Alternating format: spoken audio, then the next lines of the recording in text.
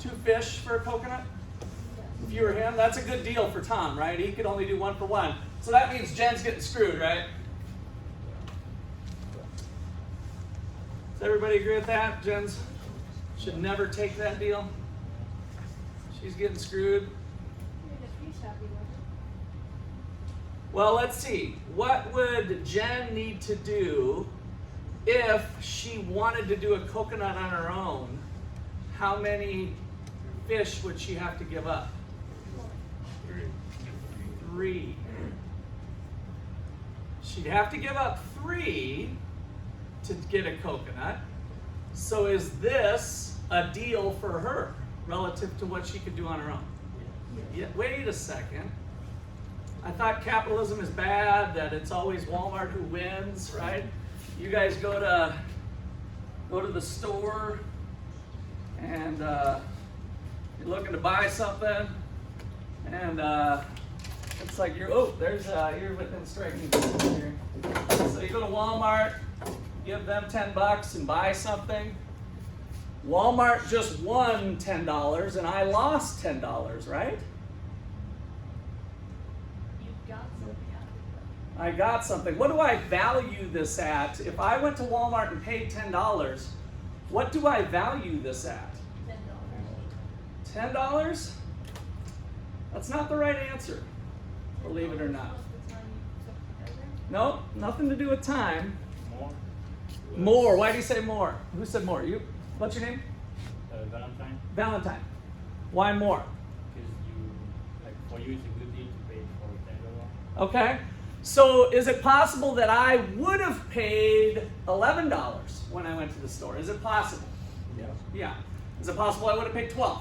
Yeah. Is it possible I would have paid 18? Yeah. Yeah, it's all possible, right? Depending on how I valued the mug at the time. Like if I was taking off for a trip, you're at the airport, right? Are prices at the airport higher or lower than what they are at Walmart in town? Higher, right? Why? Because you value the travel mug differently when you're sitting in the airport ready to travel to your destination than you do when it's at Walmart, right? And part of that could be the time that it takes to travel there and other circumstances, but your value of it is different. So when I go to pay $10, I have revealed something that I value that mug at least $10. But it's actually probably pretty unlikely that I value it at exactly $10. You with me? So the value that you place on it is subjective to the person who's buying it. Now, if I valued that mug at $13 and I go to Walmart and I buy the mug for $10,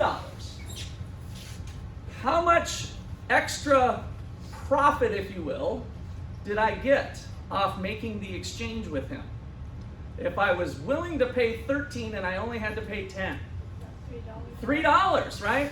So we're going to call that consumer surplus ultimately, but you can kind of think of it as me winning, right? I profited personally from making that exchange with Walmart. Now, did Walmart likely profit off that as well? Yeah. Oh yeah, they've been around for a while, right? They picked this thing up maybe for $5. I don't know, who knows, right? So they paid $5, they sold it to me for 10. Walmart made $5, I made $3. A win-win exchange is what really goes on. Don't let the media and TikTok and other places fool you. What goes on for the vast majority, I'm talking in the 90%, probably 98%, if we actually value transaction by transaction, that's probably 99.9% of transactions lead to a win-win situation in a market exchange. You don't have to buy the coconuts. You don't have to buy the fish. So if you, by your own voluntary means, choose to do the exchange, have you made yourself better off or worse off compared to just keeping what you got? You're better off, right? Otherwise you wouldn't have done it. As human beings, we tend not to do stuff that hurts us, right? Now we might say, oh, well, Russ, there's alcoholism and all that stuff. Maybe we tend to do stuff that we don't know is going to hurt us later, and we can get into discussions like that. But in terms of the cash register ringing, I want you guys to just take a pause a moment, because this always just kind of gives me chills. I hope it does for you too. To think about how many transactions are going on right now in the city of Ottawa. Like, you guys have been to Walmart, right? So there's somebody at the cash register right now ringing something up at Walmart, correct? A whole basket of shopping goods, right? And then there's somebody at the restaurant, there's somebody at the hardware store, just the city of Ottawa alone. And I just want you to imagine like the old school cash register that you guys have seen in the movies, where it's like,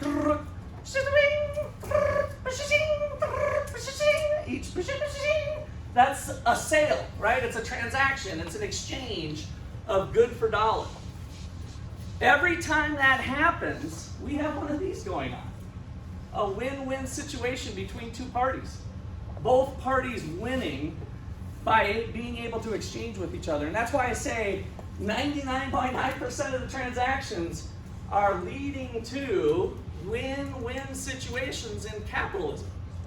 If we don't bog down capitalism with a bunch of other stuff that we're going to learn isn't really capitalism in this class. I really wish we had a different word than capitalism, because it carries too much baggage nowadays. But we can think of it as free enterprise or free exchange, right? Two people getting together, no one by force, voluntarily exchanging with each other. That's what we mean by individuals being able to get together and exchange. And it creates this win-win situation. What do you mean by force then? If Tom basically said, hey, you sell me the fish at you do 2 fish per coconut, or I'm going to cut off your finger. Is that fair? Yeah. So some sort of force. It doesn't have to be physical harm, but some sort of threat, some sort of force that's gonna harm Jen herself or her family or circumstances related to her, maybe future job. You sell me at 2 fish per coconut, or I'm going to make sure that you never work again in this country, in this town or something, right? So whatever, some sort of threat that's present or in the future. No force at all. Through voluntary exchange, we get this win-win situation. All right, so now, how many other win-win situations are there here? So what's the most that Tom needs to get to make it a win for him? How much does he need to get in terms of fish to make it a win for him to exchange with Jen? 2. We can go in what if we can go in fractions of fish? 1.5. Would 1.5 work? Yeah. Would 1.1 work? Would 1.01 work? 1 fish within a fish scale. Yeah, and a fish scale. All right, something just a little bit between. So Tom needs at least 1 fish, and Jen likewise is willing to pay up to 3 fish. So somewhere between 1 fish and 3 fish, there is a market price, a price of fish that makes both parties better off. 1.1 works, 2.9 works. There's an infinite number of prices of exchange in between those two numbers that makes both parties better off relative to what they could do themselves. Right? So an infinite number. So this is where a market is born. So now we see that with all these win-win situations, this is where a market is born. All of a sudden, win-win situations reveal themselves infinitely between these two, in between those two numbers. All right, any questions or comments there? So she says we got a deal. Let's say we negotiated, maybe they bartered a little bit, but they ended up on 2. So now we can come back to our graph and look at the consumption possibilities for each person. Now that they have a deal of a world price, if you will, of 1 coconut equals 2 fish, Tom, check it out, he gives up a coconut. On his own, he could only get 1, but now he gets 2. Down 1 over 2, down 1 over 2. all of his consumption possibilities now are outside of his production possibilities. Pretty cool. Remember, he was the hot shot that could do everything. He could sing, he could dance. He had an absolute advantage in fish production and coconut production, right? He was better at producing both things. But even Tom now, the hot shot, would be made better off by engaging in trade with Jen. And that was the point we tried to prove starting out. Same thing's true for Jen. She had 20 fish, and she only has to give up 2 fish to get 1 coconut. And so all of her consumption possibilities lie outside of her production possibilities. And that's capturing kind of graphically this idea of the win-win situation, that through exchange, both parties can be made better off. All right, questions on that graph at all? All right. So, how does this thing scale up? So, how many of you watch Shark Tank? The TV show Shark Tank, right? So, one of their concerns when people come to them looking for funding is how's this thing going to scale up, right? What if you get hit by a bus? Kevin O'Leary says to the 2 entrepreneurs sitting in front of him. And so it turns out this thing scales up pretty nicely from our 2 people on the island, Tom and Jen. They started having babies, getting busy, and before you know it, the island is full of 300 million people. And so how does this idea of specialization and trade manifest itself in such a complex society? Well, here now is the Toms and Jens of the world we call households. So I got a little house here as a reminder. And the households are the owners of the land, labor, capital, and entrepreneurship, kind of the basic resources, just like Tom and Jen own their own resources to go make coconuts and fish. And then half of these folks, which approximately mimics the labor force in the United States, so the number of people who are willing and able to work, is about half the population. So our population in the United States is more about 330 million. So just kind of using this abstractly, but it's still about true. About half choose to go over here for 8 hours a day or whatever their shift is. And they work with other people from which they have a comparative advantage. So you went to Ottawa University to learn how to harvest coconuts. And so now you get a job over here and you are the coconut harvester of the team, right? And other team members do other parts of the production process. So you specialize in coconut production, all in the effort then to sell those coconuts back to somebody who is willing to pay you now money for them, ultimately is where we'll go. So it all scales up pretty nice. And hopefully you guys are going to find your comparative advantage here at Ottawa. I guess I got to tell a story. I told you Jim Gortney passed away last week, and I learned a story he had when he was in your guys' seats. He was a freshman at Ottawa University, and he was a major in physics. And he went through his first term, and then he took his first economics class with then Dr. Wayne Angel. And he said, economics came easy to me, and I did really well at it. And so I decided to become an economics major. And so he found his comparative advantage in life, right?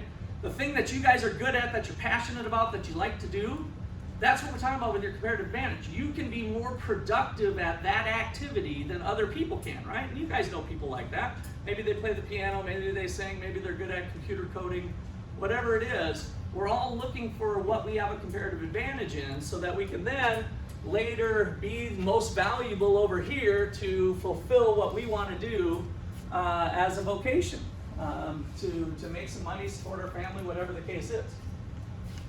All right, so that is Tom and Jen. So now, let's take a look at what is economics. And I think I'm going to put this away for now. You're going to find I'm not a real big PowerPoint person, so it's usually on the board like you saw. So, what is economics? I'm going to give you all economics.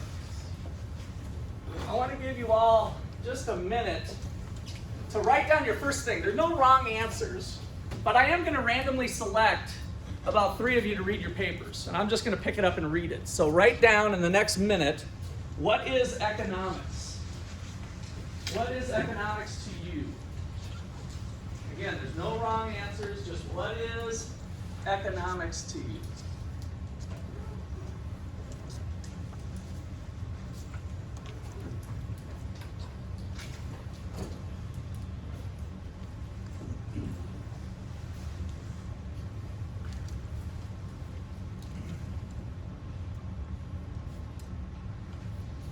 "35 seconds left." First thing that comes to mind, there's no wrong answers. You can put some buzzwords down if you want. Things that come to mind. What is economics? 15 seconds.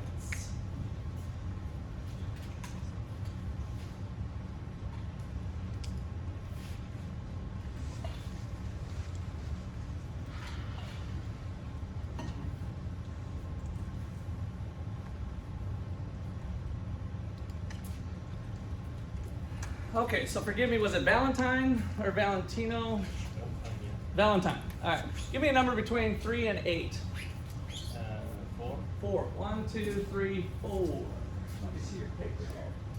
What's your name? Cage. Cage.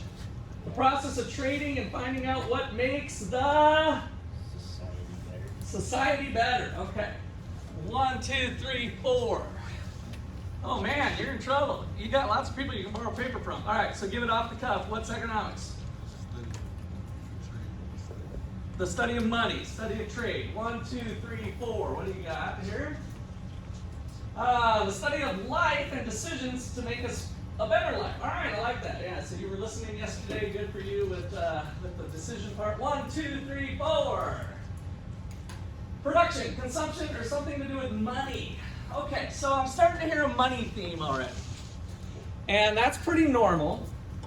When I asked my then 13-year-old future brother-in-law, Luke, he was saying, well, he was curious what I was studying in college. And I said, economics. He said, what's that? And I said, Luke, imagine, what would it take for you to have anything you want? What do you think he answered? What does he need to have anything he wants? Money, right? So money, and maybe a parent could give him money, but money, right? If he had money, Mom, can I have some money? I mean, 13-year-olds are used to saying that, right? I need some money, so to get what I want. And then I took him a level deeper, and I said, well, what do you think it would take for anybody to have anything they want in the whole world? What would it take to allow anybody to have anything they want? And so I was trying to push him on, well, what really limits us? What is the limits of what we can have? What's the true limiting factor? Is it money? Sometimes the federal government thinks it is. Who makes this stuff? They do. But when they make more of it, let's just say they gave you all $50,000. Every single person was just handed $50,000. Solve homelessness, poverty, it's all gone. Good news, the next politician, whoever wins, just says a $50,000 is going to be deposited into your account. Would that solve the world's problems? So what would happen when all of those people run to buy stuff? They buy wants and not Let me go back here. What's your name? Zach. Zach, okay. Everything else is just getting more expensive. Okay, so they would start to run out of stuff really quickly at the prices they were at. What do business owners do when they're starting to run out of product really fast? What does that allow them to do? They can raise prices, right? And in fact, even the consumers might be saying, hey, I know you're running low on stuff. Set aside me a box of groceries and I'll pay you double whatever your price is, right? Because I've got $50,000 and I just want the stuff. It's the stuff I want. The stuff is what gives me happiness, right? All of the stuff on the shelves at Walmart is what you really want. The money is just something that helps facilitate getting that, but it's the stuff that is limited in that sense. But what limits the stuff? What limits that stuff? What's your name again? Daniel. Daniel. Supply chains. Supply chains. Okay, go a little bit further than that. Somebody else add on to Daniel. That's not wrong. Yes. Resources. Yes. So the supply of those resources. So it's really, if we start peeling the onion back, is what I tried to do with Luke years ago, is to think, well, why doesn't money work? You know, what's the stuff you want? Well, why can't we have more stuff? When we start to boil down the economic problem, we start to find that it's resources that are the limiting factor. The limiting factor.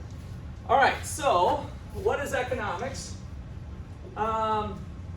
It is the study of trying to satisfy unlimited wants with limited resources.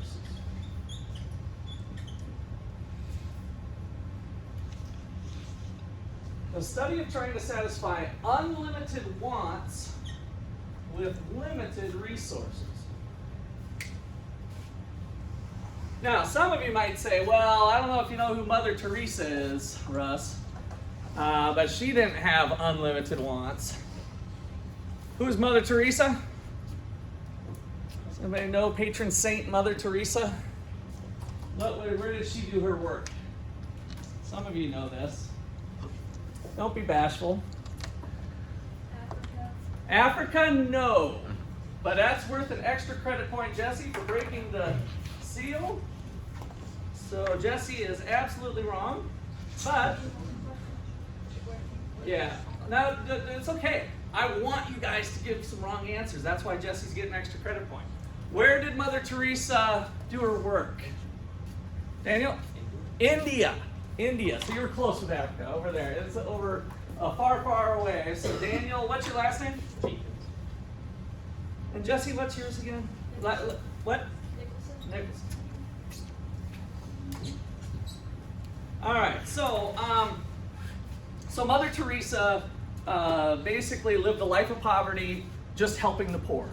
She would do everything for the poor, and I claim she had unlimited wants because whatever she would get, she would want to give to somebody else.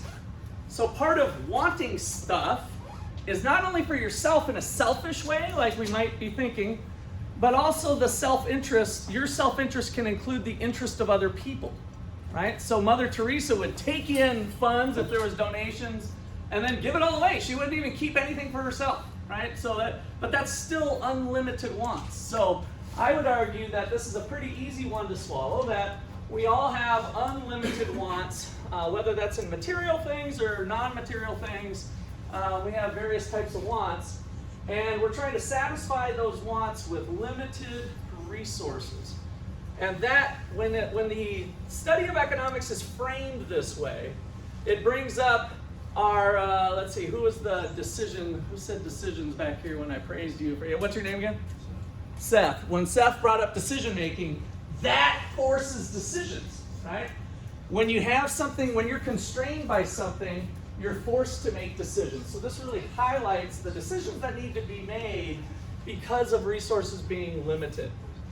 All right, so what are the basic resources? What are some resources? Yeah? Wood. Okay, give me your name. Anthony. So wood would fall under some like natural resources, right? So we're going to lump that into a category called land. So land's going to be including a whole bunch of stuff. I don't know where you guys are on your faith journey here, maybe no faith at all, but I like to call this God-made stuff. So if you believe in some sort of creation story, maybe it's even a Big Bang story, I don't know, whatever you want to believe, but all of a sudden there's like mountains and rivers and streams and sun and wind and minerals in the soil, all that kind of stuff. And so that is what we're calling, these natural resources or God-made resources. Land. Okay, give me another one. I saw a few hands up. Let me get a new person here. Yes, what's your name? Who's that? Labor, good. So we got people. Labor could be listed in hours or numbers of people. So we kind of look at it a few different ways. Hours or number of people willing to work. But we are focusing in on people being able to be in some sort of productive process, right? So our people that are there, and of course, I would put that under the God-made part too, but I won't bother listening to that. Number 3, what else do we need? Yeah, give me a name again. Donnie. Capital. Capital. What do you mean by capital? Just like anything that you own, it could be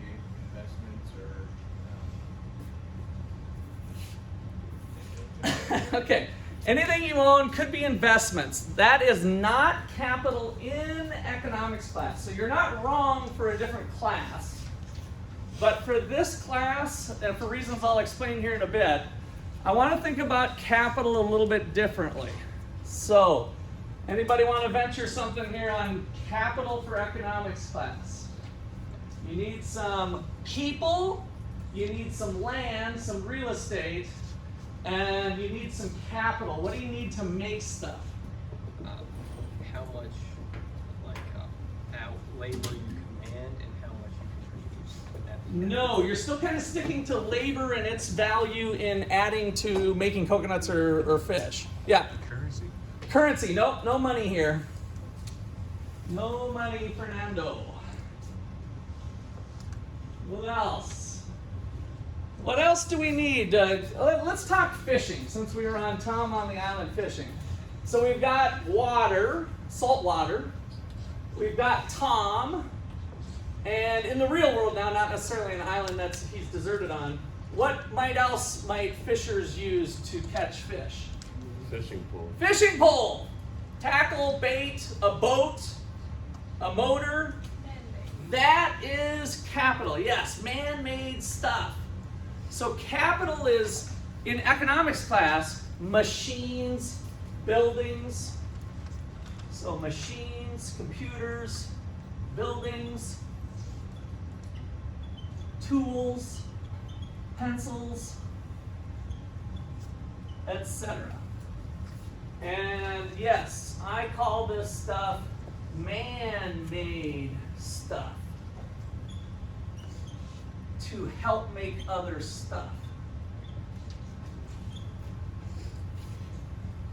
You're not going to find stuff, I don't think, in your textbook. This is kind of Russ McCullough original here, trying to talk real. So, man-made stuff that helps make other stuff. So, you can imagine, back to our Tom on the Island story, he's trying to catch fish, and all of a sudden he's like, gosh, if I see a bunch of fish there, if I only had a net, right? And so he starts dreaming up, being innovative, using his mind to kind of dream up how he could make a net out of materials out of land that was on the island, trees and other naturally occurring things that happened to be on this island with him. And maybe he could somehow make a net, cast the net out, and catch more fish. That net is capital, man-made stuff. So now we're combining all 3 of those things in the production process to make things. All right, the last one's a little bit of a wild card, and that is entrepreneurship. So number 4 is entrepreneurship. I like to highlight this one. Many times we talk about labor being equivalent almost to a lump of coal. And so what I mean by that is that when you guys do a problem, it might say, suppose you have 3 acres of land, 3 people, and 2 tractors. How much wheat can be made or something like that, right? And so that person doesn't have like skills or knowledge or innovation or a mind, right? The person's just being used similar to the tractor. 2 tractors, 3 people, 3 acres of land, whatever, right? So we're kind of plugging in numbers. And so what entrepreneurship brings to the table is the idea of the mind, right? So the human mind. So just ideas in general? No, it's a little bit further than that. So the human mind creating innovative ways to produce things. And so you might, where Jesse asked if it was an idea, it goes beyond ideas. So an inventor, a scientist might come up with an idea about something new that's going to revolutionize society. But the entrepreneur is the one that would take that idea and bring it to market and actually scale it up all the way to the point where you have something for sale, right? So it's kind of more than just the idea. The entrepreneur may or may not have the idea. They might have been the person who originated the idea as well, but now they're carrying that all the way through the production process. So as we start to get more and more into this, our labor has some of that capacity as well through varying skills. And so this concept is more on the innovation. So entrepreneurs are bringing something new to the table. So the key point with the entrepreneur is something fresh, something new. And then to contrast that, so note, labor has varying skills and is also called, in the real world, human capital. So this is the word that we'll sometimes use to describe the labor, or it's really sometimes a process. Like, for instance, the economists would say, you guys are building human capital right now. So the stuff that you're learning in microeconomics class and other classes as you go through your OU journey, you are building up your stock of knowledge and hopefully building up your skills so that you can contribute to a business that's willing to pay you a lot of money, right? How many of you would like a high-paying job when you get the hell out of here, right? That's what we're talking about. You building up human capital to be more productive so that you can add something to the production process. And that'll make you more valuable for your future employer. Okay, questions or comments there? All right, so let's see here.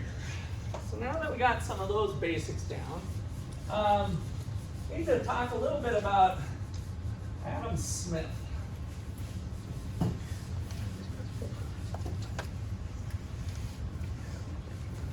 And I tried to preview, I didn't watch the whole thing, but if I'm starting to talk about stuff you did in your video, then let me know. And maybe everybody was done. Is everybody done? Let me know and I'll, the video homework from yesterday, the recording for the notes. So you had some notes down, I saw. So if you see me talking about something that I already did, tell me. I'm trying not to, so that was mostly chapter 1 stuff that I gave you guys in that video. But let me know if all of a sudden something sounds repetitive, although sometimes repetition is a valuable thing.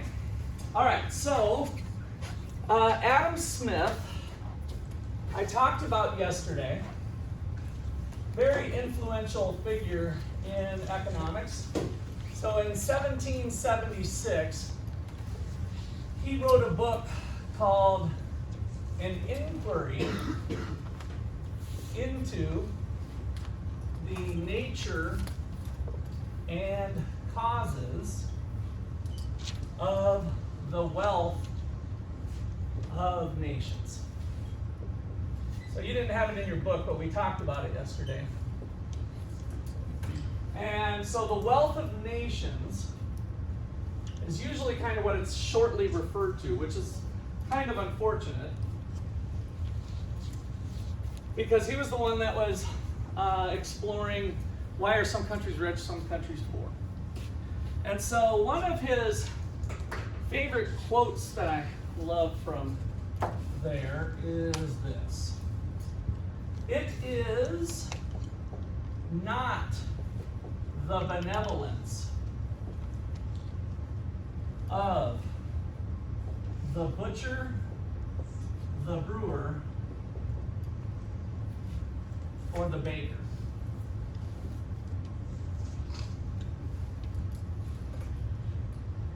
It is not the benevolence of the butcher, the brewer, the baker from which we expect our dinner. But from their regard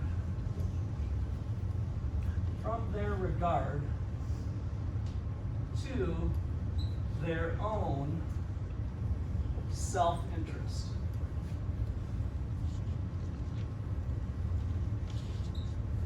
It is not the benevolence of the butcher, the brewer, the baker from which we expect our dinner, but from their regard to their own self-interest.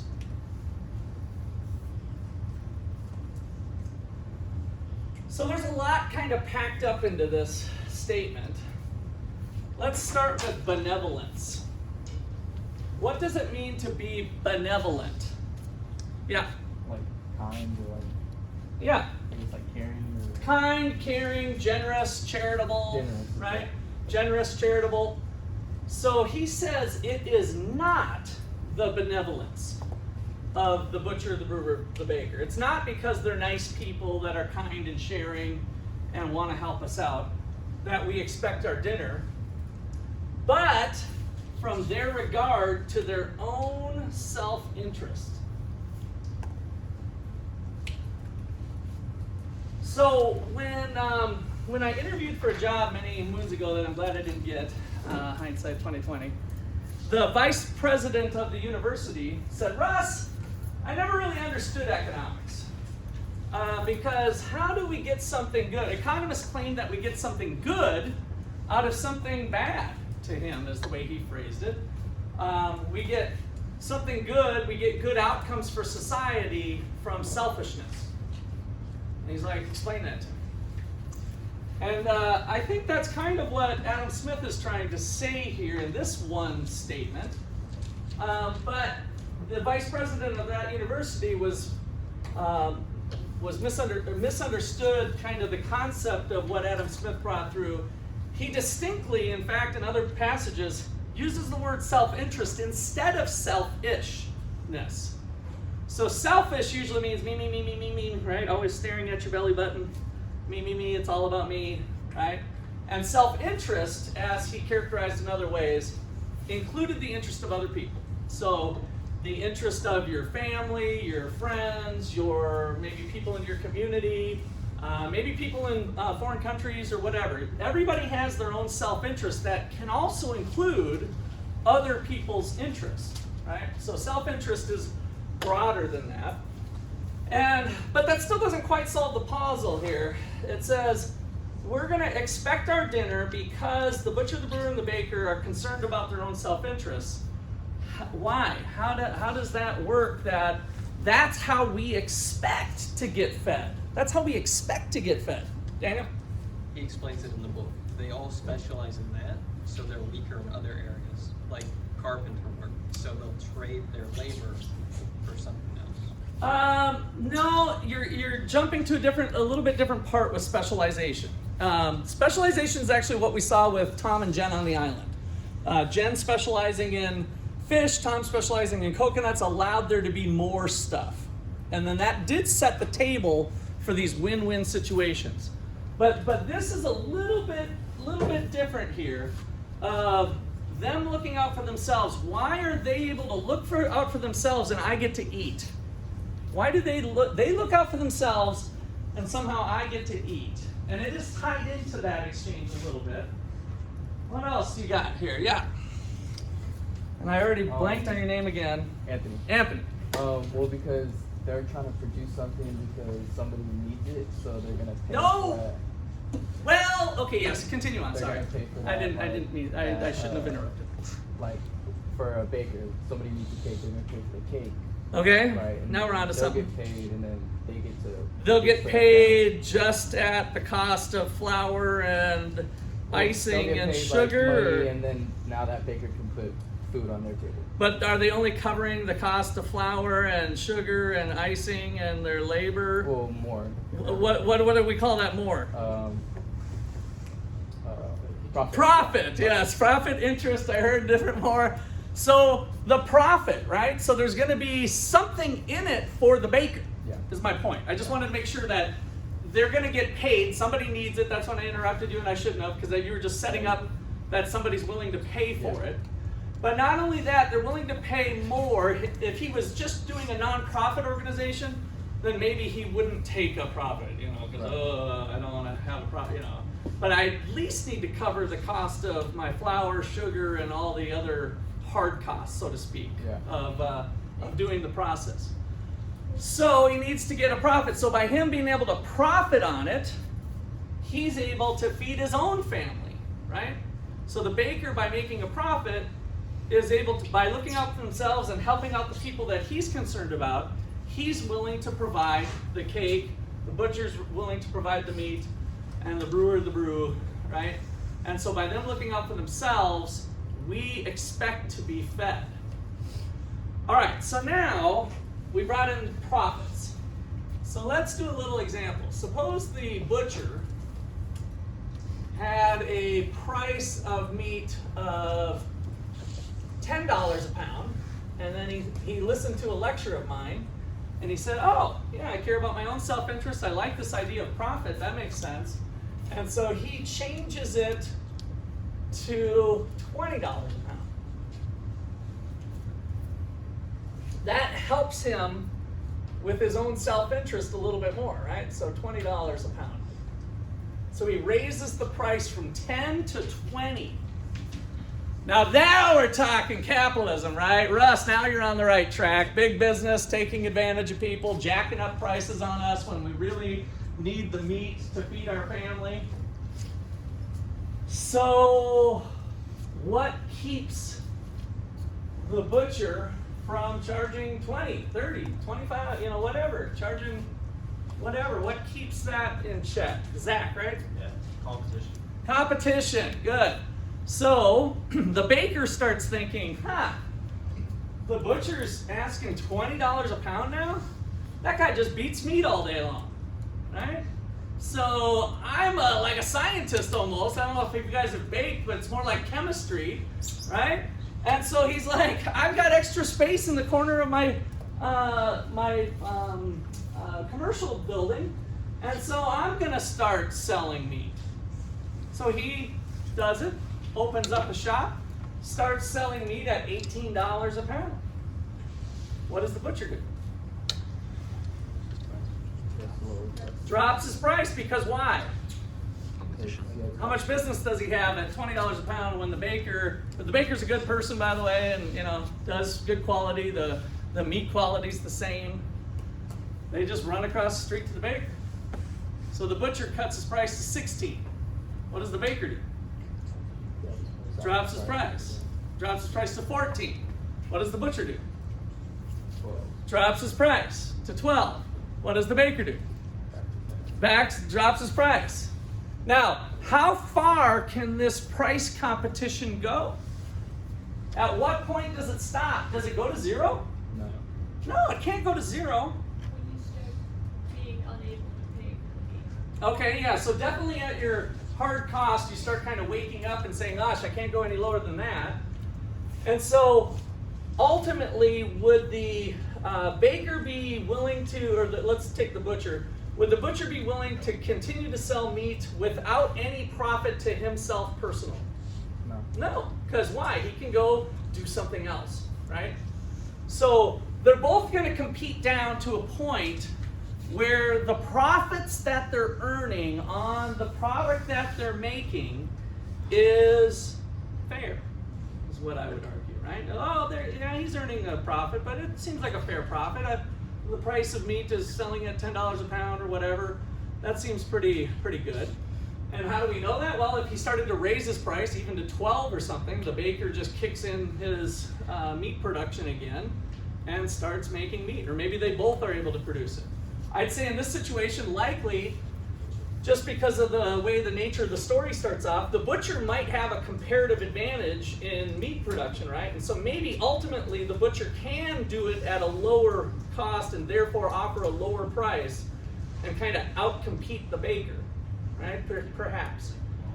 But we don't know that enough for this story, but that's competition. So the key ingredient that I told the vice president of Simpson College, the place where I was interviewing, the key ingredient, the secret sauce to keeping the market system, to keeping the free market, free enterprise system fair, put that in quotes because that's kind of a dangerous word, fair, is competition.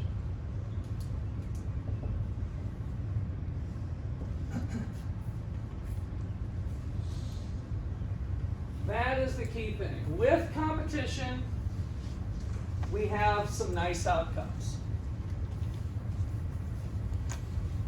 And so one of the things we'll see early on, starting next week, and the next couple weeks, is how, we'll just beg the question here, does the government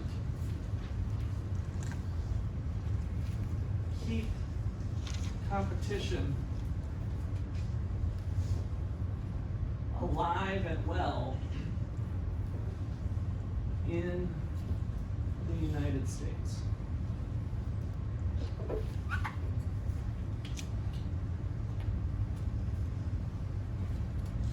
So then we'll start to investigate regulations and laws and safety standards and health standards and all kinds of stuff, thinking about what does that do to competition, and therefore what does it do to the profits of the existing businesses. So can the government, not necessarily in the United States, but in general, could there potentially be a law that says we're only going to allow one butcher in town, and Frank, my golfing buddy, is going to be that butcher? Is it possible for the law of the land to be there's only one butcher in town? It's possible, right? We don't have those types of laws, thank goodness, in the United States. But those types of laws have been around in the past, especially in the land of kings and queens, right? Might not have been their golfing buddy, but it was some sort of buddy that was able to be the exclusive butcher in town. What did that allow? Well, the butcher didn't have competition to keep him in check anymore. He could get a little bit lazy and take a few more vacations, and all of a sudden the price of meat starts to get kind of out of whack, right? It gets higher than what it should be if he were under competitive forces. Okay, questions or comments there? All right, so a couple more things on Adam Smith from the Wealth of Nations, and that was the idea of the invisible hand.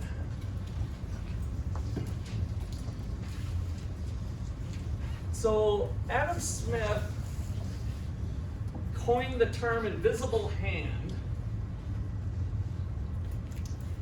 The invisible hand is the competitive forces of the free market disciplining bad behavior.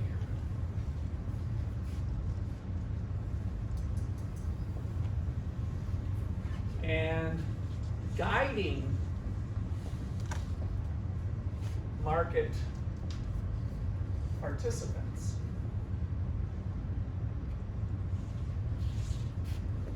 to new levels of production.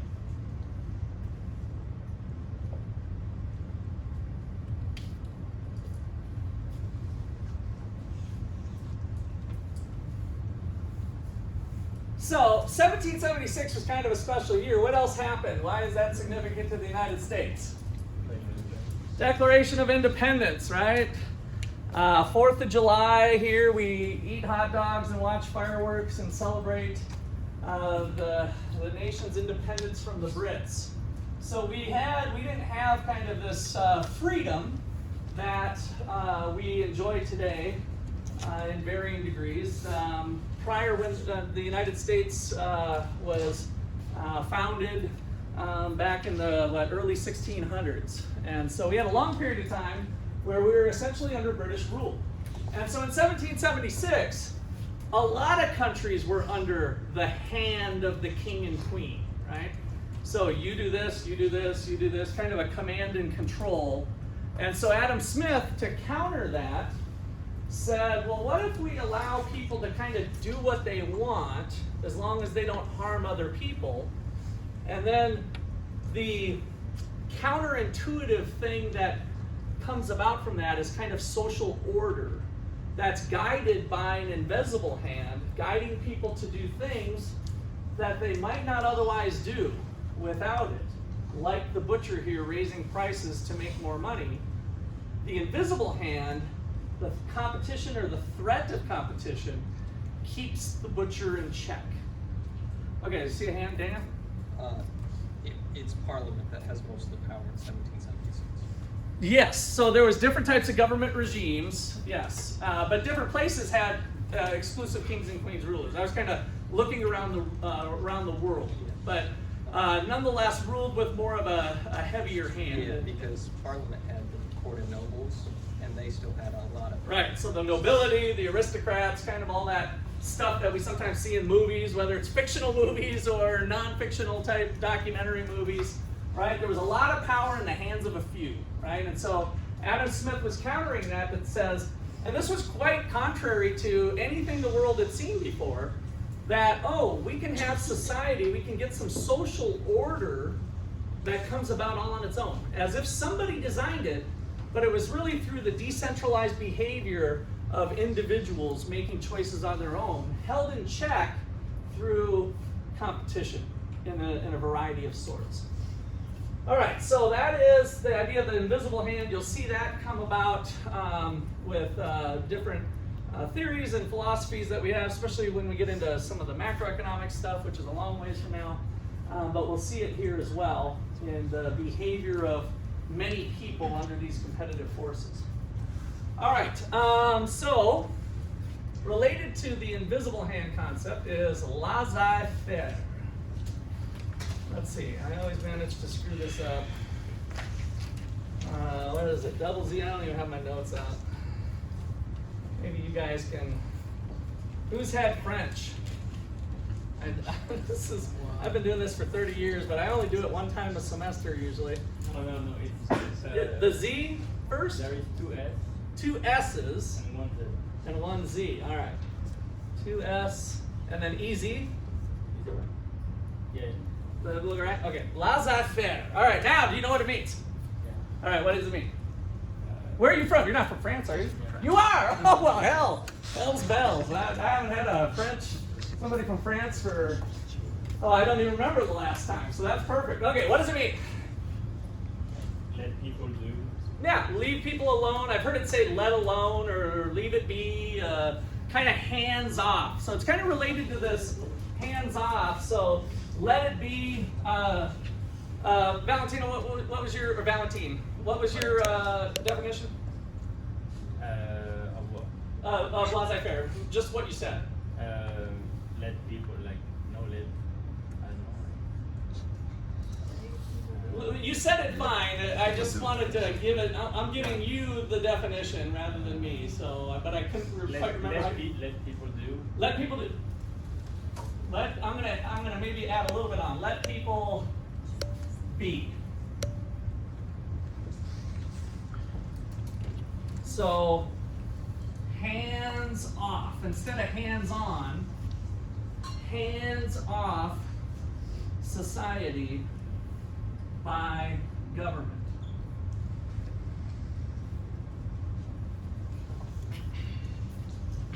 Let people be. Leave it alone. Leave society alone. Don't try to orchestrate society.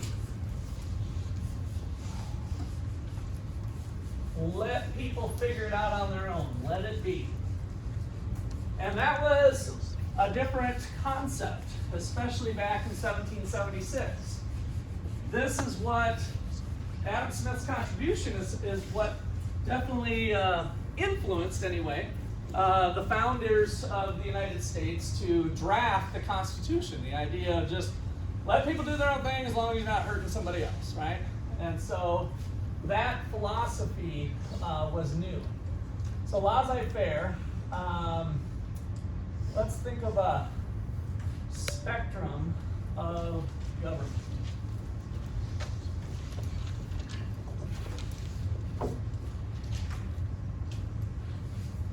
Spectrum of government. So at one end of the spectrum, we have no government. No centralized authority, no government. What do we call that? Anarchy. So anarchy. A true everybody for themselves. Those sorts of societies tend to have some violence with them, not always in every case, but and sometimes it evolves to violence at some point. Now then we have at the other end of the spectrum, one person controlling everything. What do we call that person? Totalitarianism is kind of the ism to put it. The dictator is who I wanted to call it. Yeah. So one person controls all. This is the dictator. Now, in reality, for the most part, neither one of these things exist. This one actually has a little more, I think, existence than this one. And the reason I say this one, we have leaders like Kim Jong-un in North Korea, kind of the single person that really controls a lot of things. But even he really doesn't make every decision on his own, right? He has a group of people that he might rely on, close people, to help make decisions. And so that just gives us one end of the spectrum just for a theoretical bookend to push our mind to like one person controls everything, nobody controls nothing, right? And then in reality, when you have this nobody controls nothing thing, people tend to set up their own little governments, their own little police or collective action, right? So in places in the Congo, governments, there's been some periods of time where there was no central government. And they found that there was actually better outcomes compared to having a corrupt leader in place. So there's a paper that was written by a former professor of our other economics professor here, Dr. Jacobson, Peter Leeson, and he said anarchy sometimes. And so I listened to him at a conference, and he went down and looked at a bunch of different outcomes for the country of Congo, where it had not had a formalized government for about 3 years. And access to drinking water, some number of deaths, and some other kind of social outcomes all improved. Like on a list of 18 things, like 16 of the things improved with no government compared to having a dictator that was corrupt and killing people and whatever. And so anarchy sometimes might lead to better outcomes when you start at such a bad position over here with the dictator. But ultimately, people start to figure out that having some sort of organized government of some form starts to make sense. And so we start to drift this way with putting stuff in the hands of some leaders and some other people, right, to form the government. So at this end of the spectrum, we have places like the USA and Canada and Hong Kong, Taiwan, New Zealand. So we have a number of countries that basically believe in individual freedom. So at this end of the spectrum, the society is organized with individual property rights.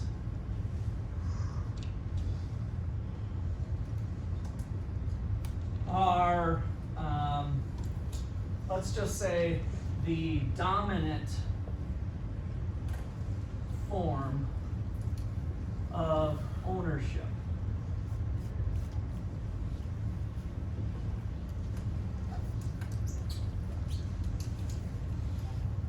As we move down this way on the spectrum, we get closer to our friends in France, somewhere over here. Valentine, I don't know if you agree, but a little bit more, the data shows the government plays a little bit bigger role in society, ownership of things.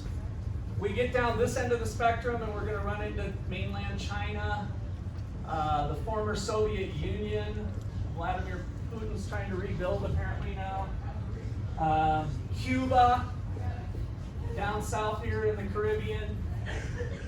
And so as you drift this way on the spectrum, we're starting to put more and more ownership and control of resources and outputs into the hands of the few, the government leaders, right? So I like to think of the spectrum. It's not an either or of I want freedom or whatever. You know, when these presidential candidates, I think we've had a slow drift this way, even with Republican candidates in the United States as well. But usually like, oh, I want Biden, oh, I want Trump, and so, but what we're doing is we're oscillating like over here, like moving to the left, moving to the right, or whatever. We're kind of moving like this in the United States. Why? Because of the Constitution. Because we can't have a new president come in and upend every single law and change things, right? And all of a sudden grab control of all the resources. The laws on the books, the Constitution, all the stuff that is there, kind of the checks and balances that you even heard in 4th grade government, right? Those checks and balances tend to make that not possible. And so the United States has successfully, over time since 1776, stayed at least somewhere on this side of the spectrum, right? We haven't become a communist regime where there's a lot of power and a lot of government-owned stuff, government-controlled resources, like we have over here in these countries. Okay, so over here, on this end of the spectrum, we have government ownership and control is the dominant form.